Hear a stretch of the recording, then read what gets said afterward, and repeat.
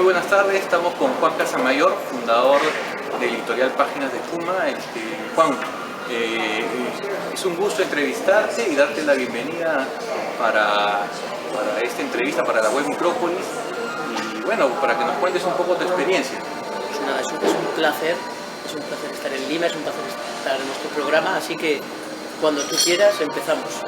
Perfecto.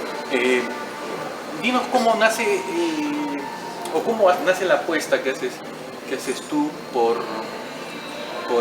publicar cuentos, porque digamos, en este lado del continente siempre teníamos las referencias de que ya no se leía cuentos y que solamente se consumía novela.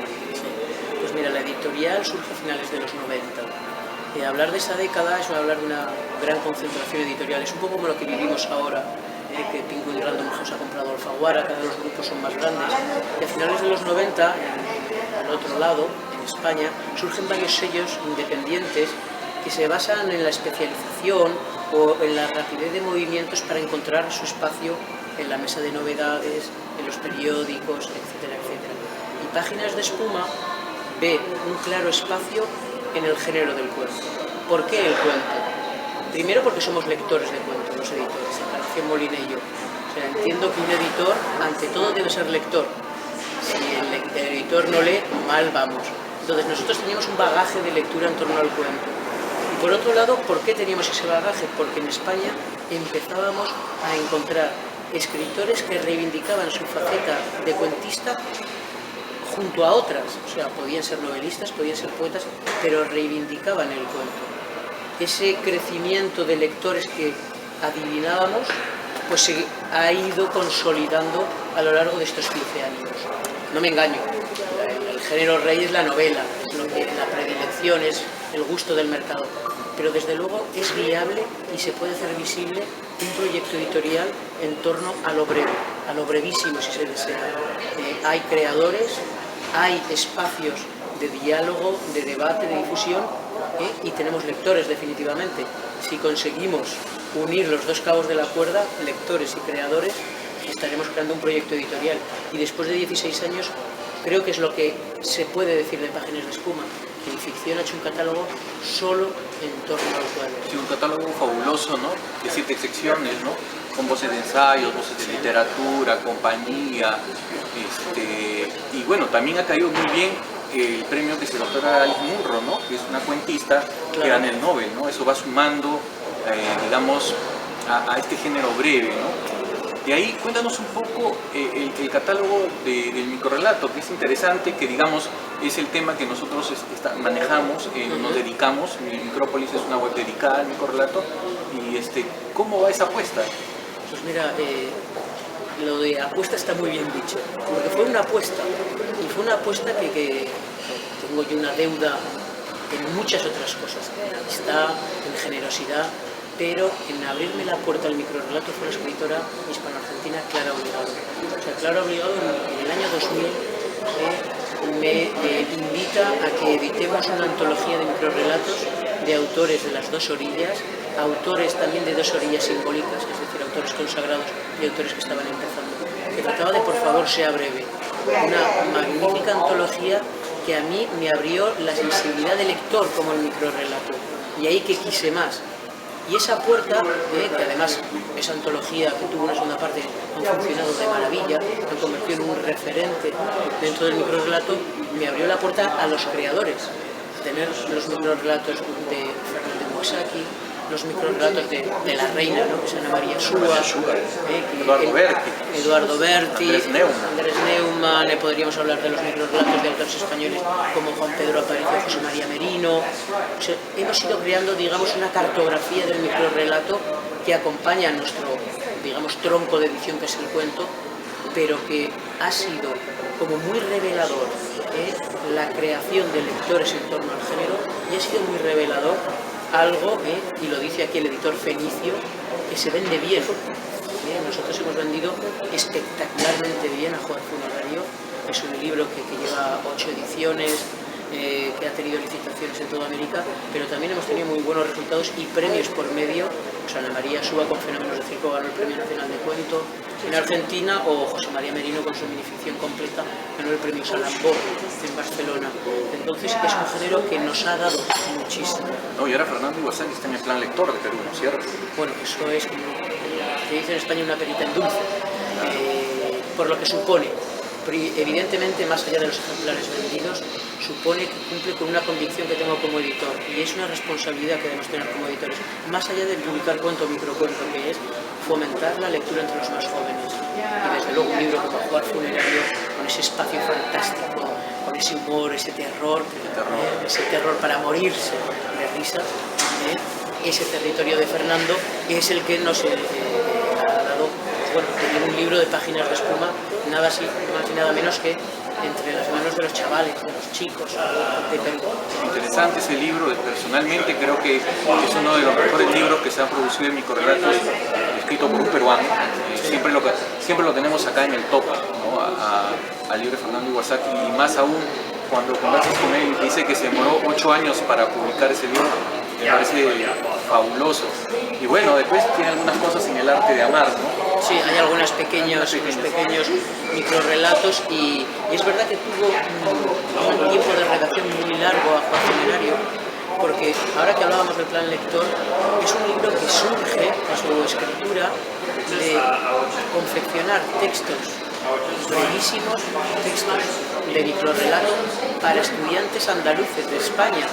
Y al final se ha creado como un arco entre esos estudiantes para los cuales Fernando escribía textos, hasta que armó su libro y ahora está en manos de otros lectores jóvenes. No, es fabuloso. Igual, leerlo a José María Merino, La Glorieta de los Fugitivos, Cazadores de Letras, que es una edición espectacular de 896 páginas.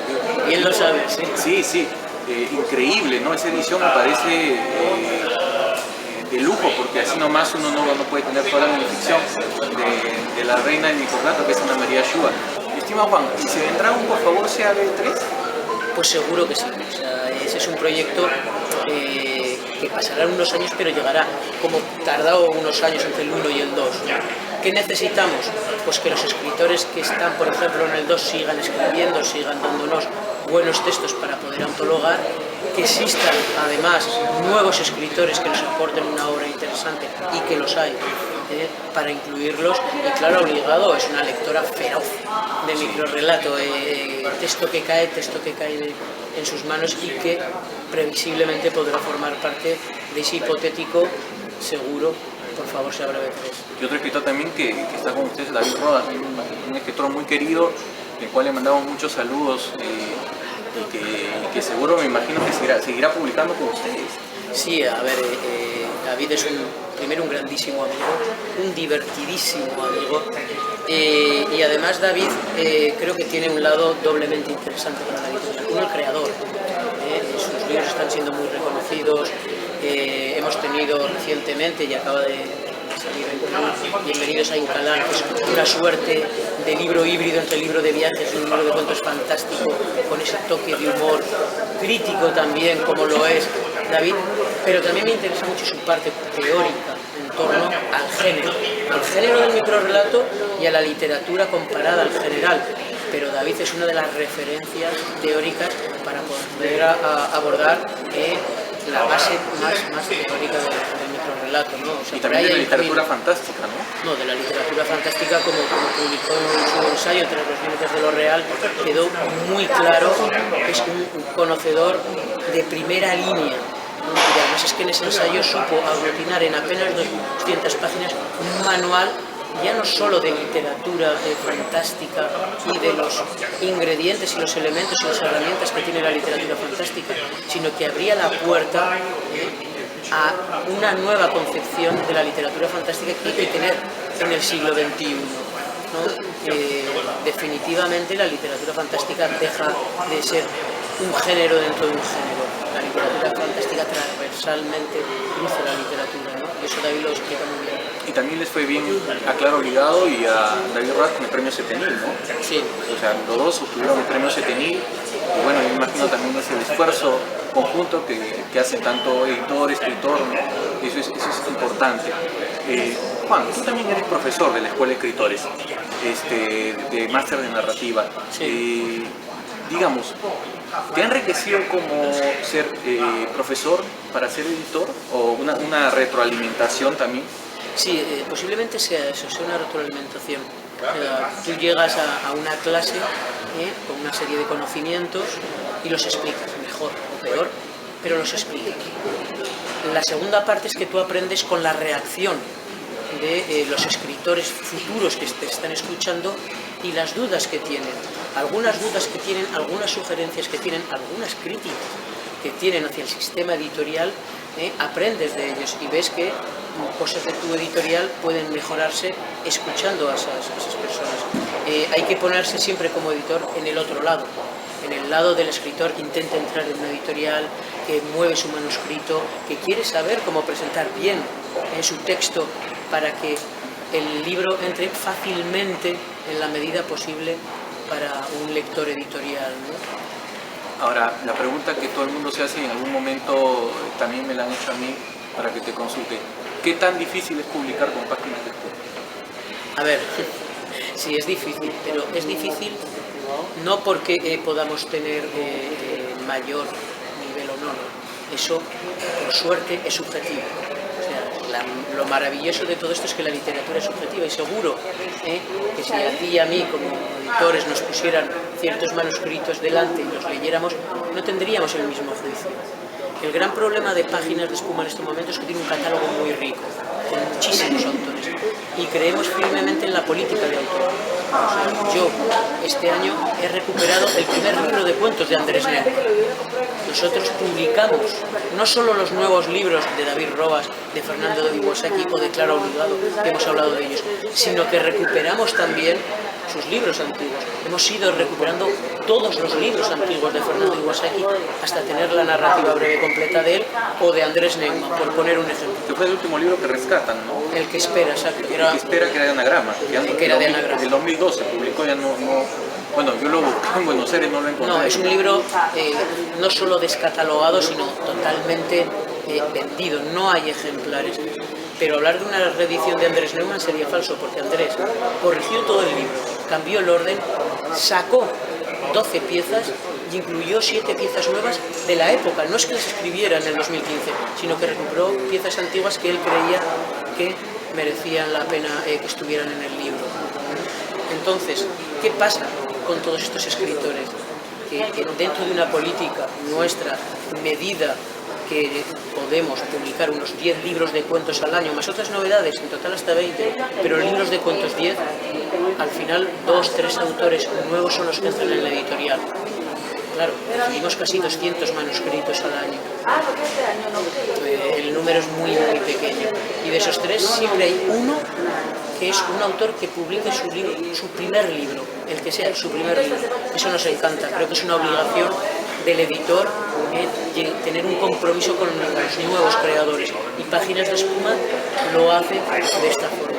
Es fabuloso. Y también rescatan a los clásicos, ¿no? Porque está Allan Poe, está Chekhov, está Balzac, o sea, hay una apuesta universal también, ¿no? Para, me imagino, darle soporte a la editorial, ¿no? Me imagino que yo he visto mucho de estos libros aquí en la librería Cibero, donde están muy bien colocados. Y también te quería preguntar otra cosa. En algún momento he leído entrevistas o te he escuchado decir que ustedes están posicionados en Argentina y México, ¿no? Tienen 2 bases, digamos. Sí. ¿Podríamos hablar de una tercera base en Perú? Sí, a ver, nosotros, por empezar con el lado de la edición de los clásicos, vine a complementar un proyecto geográfico y simbólico de 2 orillas. O sea, yo publico autores españoles y latinoamericanos, publico autores clásicos y contemporáneos, incluso dentro de los contemporáneos, autores con una trayectoria ya muy sólida, Jorge Volpi, o si te digo, Mariana Torres, me vas a decir, ¿quién es Mariana Torres? Bueno, en septiembre publicamos su primer libro. Dentro de todos estos parámetros, Chekhov, Volpi, Edmundo Pazzola, o autores nuevos que han empezado con la editorial, crean ese universo de la editorial. Y ese universo literario tiene una correspondencia con su universo, su cartografía de distribución. Páginas de Espuma sobre todo tiene dos bases sólidas en Argentina y en México, en la medida que imprimimos libros en el país. Tanto en Argentina como en México tenemos programas de impresión de nuestros libros. Luego distribuimos en el resto del continente. Estamos en Chile, en Colombia, en Ecuador, en Costa Rica, en República Dominicana. Ahí también llegamos. En el caso de Perú, sin duda, estamos yendo a más. Los libros cada vez llegan más. Los libros están llegando al plan lector, hay autores que estamos publicando como Antonio Ortuño, Samantha Schweblin, que son conocidos y sus libros están llegando en mayor cantidad. Se está haciendo prensa ya dirigida exclusivamente a medios de comunicación peruanos, por lo tanto estamos hablando también de un compromiso que yo cuando hablo de Ibero, que es nuestro distribuidor aquí, hablo de Páginas de Espuma en Perú, porque ellos lo sienten muy propio, si fuera su segunda piel. No, y seguro, uno va a la librería Ibero y puede encontrar los libros de Eloy Tizón, de Andrés Neumann, de Fernando Iwasaki. Y toda esa apuesta de estos libros que nos vas contando, y dentro de estas novedades, ¿hay alguna novedad para esta feria de libros que se viene en la FIL de Perú? Bueno, diría que por dos. Una es la visita a la feria de David Roas y un libro que ya está muy distribuido y muy presente en las librerías peruanas, que es Bienvenidos a Incalá. Yo, aconsejo a todo lector primero que vaya a ver a David. Lo va a pasar muy bien, va a aprender muchísimo, se va a tomar unas buenas cervezas con David. Es una suerte de lujo de escritor, entretenido, didáctico a la vez, serio también en muchos planteamientos de lo que hace y muy cercano, es evidente. Y además, para un lector peruano va a ser interesante un libro como Bienvenidos a Incalá, que sitúa un libro de viajes de un viajero europeo, como, digamos, es cautivado, conmovido por una realidad peruana hasta llevarla al extremo de lo fantástico, ¿no? Con un punto de crítica dura, como hace David, de ese viajero ignorante europeo que se compra el chullo y va de un lado a otro como un zombie sin ver realmente la realidad del país, ¿no? Y luego un libro que también le tengo una fe enorme, es al Premio Ribera del Duero, Samantha Schweblin, que va a desembarcar el libro de una forma muy sobresaliente en las librerías peruanas. El libro se titula 7 casas vacías y es una atmósfera David Lynch en 7 espacios donde el desorden de los personajes convive con unos espacios muy agobiantes, con una escritura magistral de Samantha. O sea, Samantha lleva unos libros tocada por una mano mágica, está escribiendo una literatura de muchísimo quilate, desde luego. Qué gusto. ¿Y en algún momento llegará al catálogo Ana María Matute? Bueno, Ana María Matute sería encantador tener su microficción y más, ¿no? Y textos. Están muy bien publicados y están bien. Sería una oportunidad maravillosa si se presentara, ¿no? Pero, digamos, vamos a dejarlo por ahora en contestación de esa pregunta que nos hacen a veces a los editores. ¿Qué autor le gustaría a usted publicar? Pues bueno, ahí podría estar, ¿no? Qué gusto, Juan, tenerte en esta entrevista. La verdad que no va a ser la última tampoco. Sé que no es la primera vez que vienes a Lima. Y bueno, ya habrá un momento para poder charlar de largo y poder intercambiar opiniones, libros, y de verdad que estamos muy orgullosos de tenerte en Lima. Yo estoy feliz de estar en Lima y más si estar con vosotros. Muchas gracias.